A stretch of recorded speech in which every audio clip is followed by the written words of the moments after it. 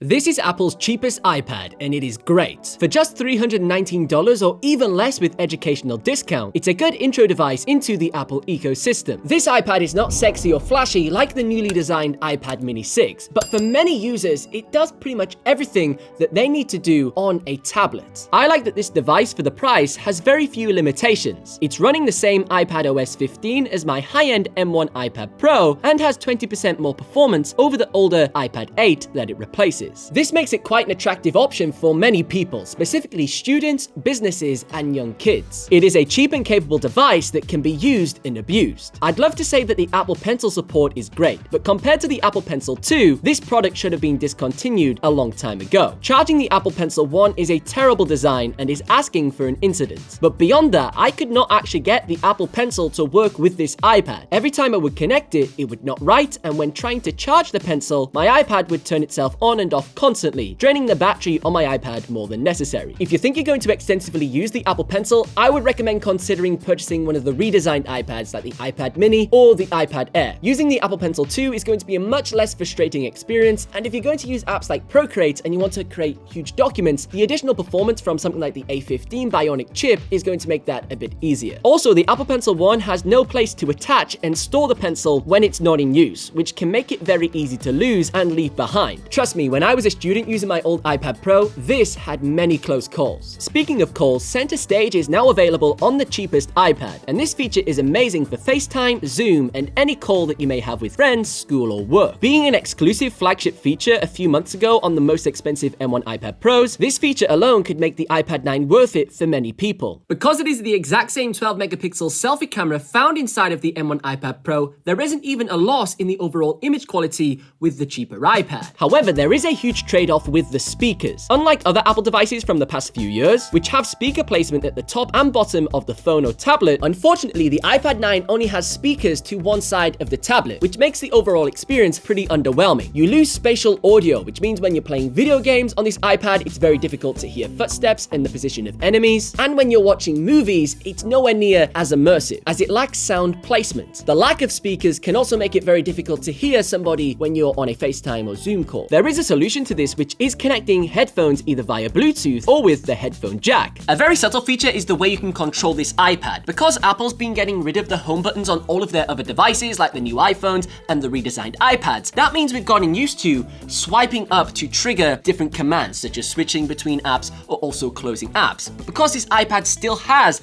the home button, Apple's created a bit of a hybrid option for how you choose to use it. So if you want to be a bit more modern with the swipe up command, you can do that to close your apps, or you can use the physical button to do the exact same thing like on an older iPhone 6, iPhone 7 style device. Other ports that are included on this iPad is the Thunderbolt port for charging the iPad, the same one that you find on your iPhone. Unfortunately, there is no Type-C like on the new iPad Mini and all the other redesigned iPads for faster file transfer speeds and also charging, but not too big of an issue at this price point. And the other connection is the smart connector at the side of the iPad. So this means you can connect additional accessories like the Apple Smart Keyboard. Now, the iPad Mini 6 does not have this connection, so it means this is kind of the better option if you're going to have heavy use with a keyboard. If you do want a more luxurious experience though, you probably want to pick up the iPad Mini 6. If you want to see my full review and my opinion on the iPad Mini 6, check out this video next.